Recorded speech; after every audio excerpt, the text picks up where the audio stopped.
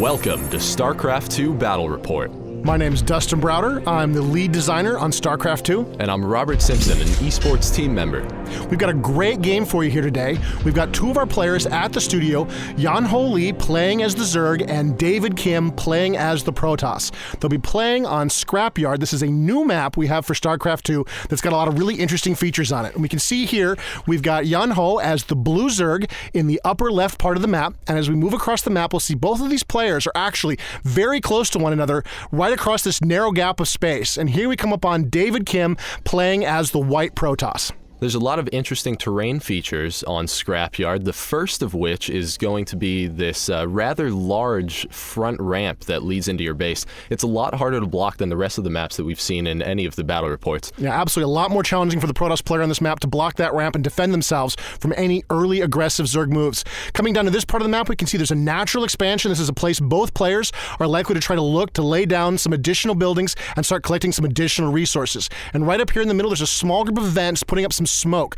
Units can't see past that smoke, so it's a great place to hide your units.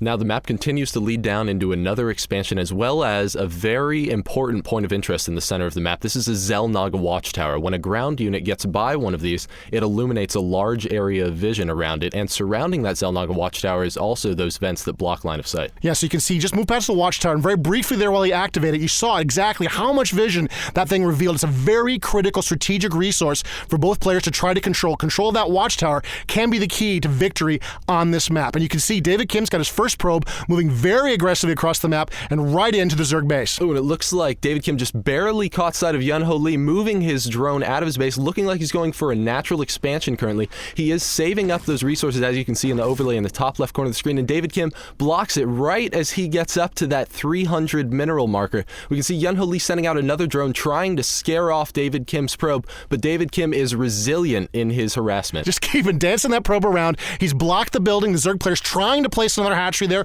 He really needs to get another hatchery down so he can start resourcing from that location. Instead, the Protoss player has blocked the expansion, has prevented him from putting that building into play, and you can see the Zerg player has just given up on it. He's returned to his base to continue harvesting, and the probe is just loose, running around in the Zerg base, seeing whatever it wants to see, totally scouting the Zerg, even counterattacking there, looking to sort of harass this Zerg player and just keep the pressure up at this very, very early part of the game. David Kim's doing a great job with that probe right now. For every time that he pulls off just a few of those drones off of Yan-Ho Lee's minerals, it really puts Yan-Ho behind for a good portion of the game. Absolutely. Just harassing his economy is very important in the early part of the map. Now you can see there is a way for these players to approach each other that's a lot closer than going around that Xel'Naga watchtower. There's the destructible rocks there across that narrow bridge, and players can move over. They can use their forces to destroy those rocks, and once the rocks are down, you can move freely back and forth across that bridge. It's a very, very powerful way to sort of surprise the enemy. They're expecting you to come from a different direction, and instead you snap those rocks open and you push right through the middle, and we'll see if that's a factor in this game. Now, David Kim's base, we can see him build a cybernetics core in addition to an assimilator, so we're very, very likely to see some early stalkers out on the field. Back over at Yan-Ho's base, David Kim is not giving up. He is getting the most money harassment possible out of this probe. And oh, we can see him actually chasing, looking like Yan-Ho is again going for the natural expansion. Will the probe make it in time? No, the probe does not make it in time, and David Kim had managed to keep that expansion off the map for a huge amount of time, but the Zerg player finally does get it into position. And here you can see there's the Xel'Naga watchtower, and then the Zerg player, he doesn't control it with that overlord, but he can watch it, so he'll know if David Kim has control of the watchtower, and he'll know whether or not David can see him coming. And you can see the probe moves into position, and it's activated the watchtower. So the Protoss players really wants to make sure that he sees what's going on. You can see in the overlay there are now 6 Zerglings in production about to move out of the map, and 2 of them are already on the way. So the Zerg are beginning their aggressive move. The Zergling, a very fast unit, very aggressive, very dangerous, and here come the Zerg in small numbers starting to swarm across the map. That overlord knows exactly where the probe is, so those Zerglings are going to be able to run right through those vents and start harassing that probe. Will the probe be able to make it back to his base? We have a couple more Zerglings chasing in behind him, but it looks like the probe moves just fast enough to barely escape those Zergling attacks. He's just going to get away, and there's not a lot defending David Kim's base right now. The Protoss are looking a little weak. Here come a couple of nullifiers. This is a new unit to StarCraft 2. It's got a very powerful ability called a force field that it can use to block terrain. You can see the nullifiers are moving out, but they don't want to get trapped. They don't want to get surrounded, so they move back up the ramp. And you can see the Zerg are hiding in the vents, gathering their forces, sort of waiting to see. Here come some more Zerglings that look like from the south, moving up into those vents, and the Zerg are just lurking there, waiting for enough forces to move in. And here they go, moving into the Protoss base. So right now that's 8 Zerglings trying to move up to the Protoss base, but those are 2 beautiful force fields set out by David Kim. He can now micro one of his nullifiers around while the other one continues to lay down cover fire. The Zerglings know they have no chance and start heading back into the base, but it's not looking like 2 Zerglings are going to pose a very large threat against those nullifiers and all the probes in the base. Yeah, even the probes could turn and fight if they needed to, and you can see the Zerglings are trying to remain a threat, trying to harass, and they don't really get much out of it. They're quickly destroyed by the nullifiers, and the nullifiers are sort of free to move back to protect the front of the Protoss base. Meanwhile, the Zerg have gathered in the smoke, are trying to hide, and that's a Zealot and 3 nullifiers moving out to engage. It looks like the Zerg are going to have to run for it. They're not going to be able to hang out there and survive. Ooh, it looks like David Kim might have just barely seen that one Zergling move around. Oh, and he was going for his natural expand as well, and that probe was able to see all of those Zerglings moving around. Now the nullifiers see them, but they're very slow, so those Zerglings are going to be able to make it up into David Kim's base and harass. And there goes some Zerglings, seeing what kind of damage they can do. Moving in, there's the warp in, bringing in some additional forces, another nullifier in play, and there's a force field trapping those Zerglings, preventing them from running away. The probes turn to counterattack, and they quickly destroy all of those Zerglings, and the Protoss are still perfectly safe right there in their base, despite that very clever and very fast harassment by the Zerg. So generally you see force field used as more of a defensive measure, but in that case, David Kim actually used it to trap his enemy within his base to kill his forces. Yeah, absolutely. Against a force like the Zerg that's so speedy and so quick, force field can be used both offensively and defensively. As we've seen time and time again in our early versions of this game, force field is just a very, very powerful weapon against the Zerg, especially when playing, against them when they're swarming. Any kind of map where there's a lot of open space, it's a very powerful weapon to control and channel the Zerg. And of course,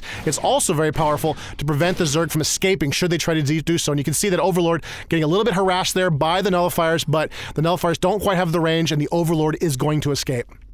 Now, David Kim is massing his forces over by that Xel'Naga watchtower. He can now see that large area of vision, which is very strong. He sees no units coming. He knows that he just killed a bunch of Yun-Ho Lee's Zerglings, so it's time to take advantage of that window of opportunity. So he's moving in now. He feels like he's got the advantage, and he wants to press. He knows the Zerg are down a few Zerglings, and he thinks he might have enough to do some damage here. Now, there is a Spine Crawler in play and a bunch of Roaches. This is kind of a problem for this Protoss force. They don't have really the power to deal with this. Great use of the force field there, trapping half of them. Wow, and there's the burrow, the counter by the Zerg, preventing him taking any real damage there as the nullifiers move into the Zerg base, trying to do some damage and get some damage out of this attack. Oh, but there's too many Roaches. The nullifiers have to continue to move up into... Oh, wow, and they lock out all of Yun-Ho's defenses except for just a Queen and 1 Roach are up there, but they have to burrow or else they're going to get focus fired down. So now the nullifiers, again, have free reign over Yun-Ho's base. What a great move, using that force field to block them out. He's really got inside. Look, all of the drones are underground. They're not able to resource. It's a really expensive attack, but still very... Oh, more force fields protecting his nullifiers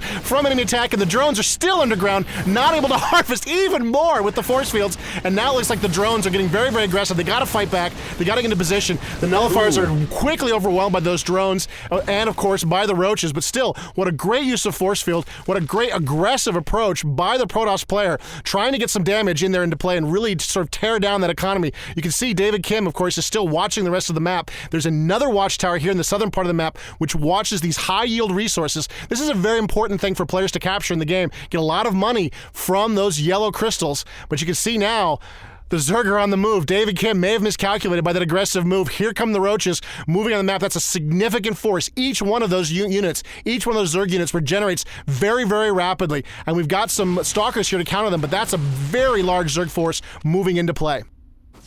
So as you can see, the Roaches very clearly outnumber all of these Stalkers, but we did see David Kim research the blink ability, and oh my god, there it is! He's moving it away, blinking just as his Stalkers get to the kill range from all of those Roaches. He only gets one of the Stalkers down. We still see a ton of blinks going on. He only lost 1 Stalker out of that enormous attack. We see the Roaches continue to move in to David Kim's base and try to pressure. We see another force field trapping all of the Roaches inside his natural expansion. David Kim is now able to micro around those Stalkers and continue to take out the Zerg threat.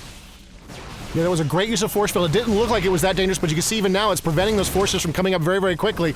And you can see how badly damaged the Protoss are in this battle. The Roaches regenerating very, very quickly. The Stalkers not regenerating almost at all. Their shields regenerate, but not very quickly at all. And you can see the Protoss are slowly being worn down by this Roach advance. There's some more Warpins coming into play there. Some more Stalkers are coming to the defense, and the Protoss player is just backing up, buying time, using Blink, and he's managed to just beat down that Zerg force. Oh, what a great use of Blink, continuing the pursuit shoot now, pushing right back. It looked like the Protoss player was in a lot of trouble right there, but he used Blink very, very effectively, and he bought himself time. That gave him time for more warp hits, and there's another Blink as he chases down this Protoss force, relentlessly wearing away at them until finally the Zerg are forced to burrow underground and hide from this very, very dangerous Protoss force. And here comes the Protoss again on the offensive, using a Phoenix, an air unit, to hunt Overlords. This is very, very dangerous for the Zerg player as his Overlords are hunted and destroyed in the sky. And here comes the Protoss pushing against the Zerg. So we see a ton of Stalkers moving up into now Yun-Ho Lee's expansion, but there are too many Zerglings. Those Stalkers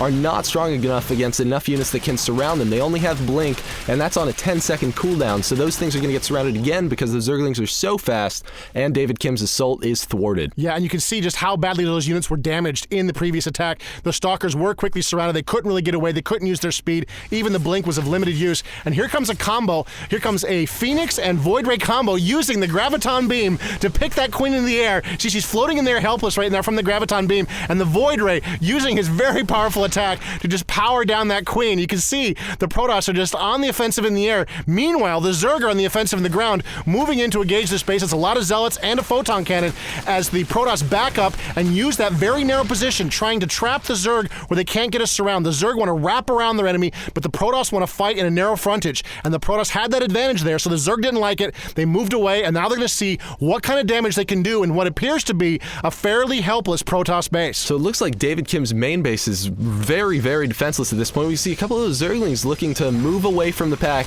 and oh no, we see a couple of Banelings getting morphed in over on that left side of the map. Meanwhile, all the Zerglings and the Roaches are trying to distract the Protoss units, make sure that he does not get any units over there to attack them, because right now, while those Banelings are hatching, they're extremely vulnerable to any attacks. That's right, and those Banelings do explode when they get close to them, and here they come, moving in. The Zealots have no defense against things. They don't want to fight them except in small groups. Try to sacrifice a Zealot, but he fails. And here comes the moving in. Oh my God! Took out a ton of those probes with those Banelings, and both Photon Cannons are down. What a great use of the Baneling against that Protoss economy. Now, despite the fact that Yun-Ho did just make it in there with that many Banelings, we can still see that David Kim does have the economic advantage. He has 44 probes out on the field versus Yun-Ho only having 37 drones out there. This is really going to make a difference in the long-term play. Yeah, he's really going to catch up in his economy. He did a lot of damage. He's helped right a lot of his issues right there and got himself back into sort of an even footing, more or less. But he's going to need to keep building workers if he's going to stay in this game. You can see he's got Banelings there morphing in that hidden area and